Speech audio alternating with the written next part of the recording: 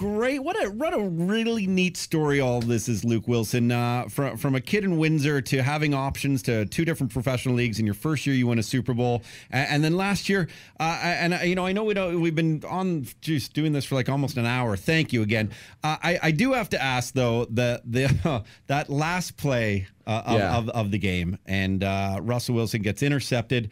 And I know you would never probably ever call a coach out or anything, but like, I don't know how to question this. Did it surprise you, the play call?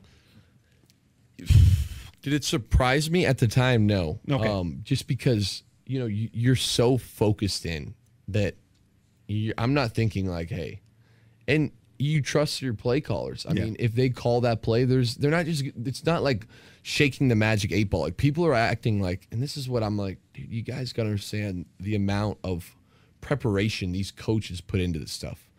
It was not just like, hey, I got an idea. Let's throw it. Let's run this play and throw it. Oh, cool. That's not how it went. But it's like people think that's what happened.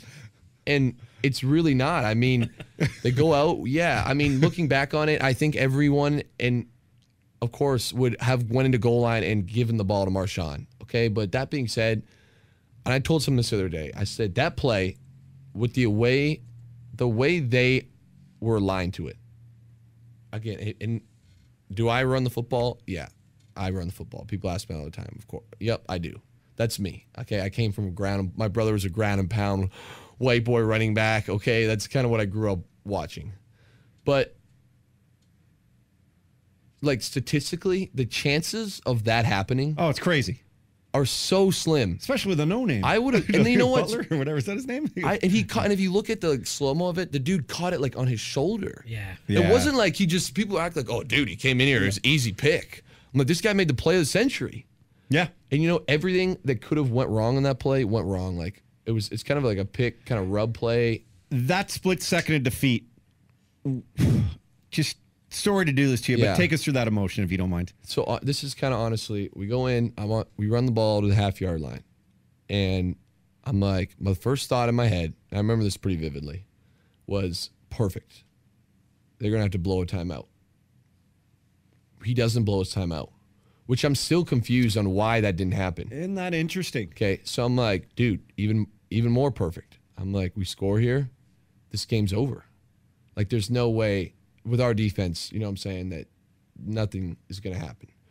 So now I'm like, all right, focus in here. Like, I'm thinking my parents are probably on their way down right now. All right, stay on side. Because, I'm like, make sure you listen to the snap count. It's not like a nervous, like, don't go outside, don't go outside. It's like, dude, focus in on the snap count so that you're, bam. And I could hear things in that game. We had a lot of Seahawks fans. So you can't go outside. That 5 yards would have been huge, you know what I'm saying? So I get the play in. I'm like, okay. In that split second, I'm like, hey, I was on the other side, and it's a man zone read, and I'm on the zone side. So split second, I was like, dude, where do I get the ball? And I'm like, oh shit, they play zero man on the goal line. So right away, I was like, I mean, you still run your route, but I'm like, it's not happening. Like, the play is run for the other side. And the matchups and the personnel, again, it was like, hey, we're in good shape. Like, they're a zero-man team. They have no high safety. Like, they've got to make an unbelievable play to stop this play. And they did. So it was like, I remember running the route and turning around and being like, because I heard, like, people yelling, but I didn't, like, recognize any. I've ran a corner on the backside and, like, recognize anyone's voice kind of yelling, if that makes sense. Yeah. And because I didn't see it happen. And I'd turn around and being like, oh, my God. We're not celebrating. There's no way. Like, this isn't real. And I just walked out the field like, you're just at a loss for words. Like, no emotion. My body almost like went into like a state of shock.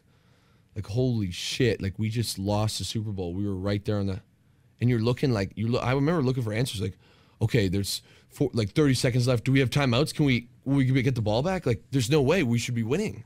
We should have won. And it's like, again, it was really, you talk about a bad atmosphere after that game. Our locker room was like death. But good thing is it's over now. And you know what? I got one a couple years ago, and I got a feeling I might be back before my career's over. So. Well, I mean, what a beautiful way to look at it. And the truth is, man,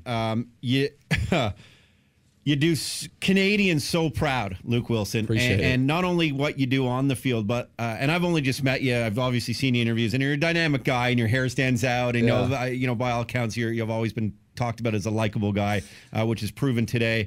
And just for you to come in here and share these stories and take us through those emotions and giving back in other ways, you've brought us into that atmosphere now, and I appreciate the candidness of it all. I really do.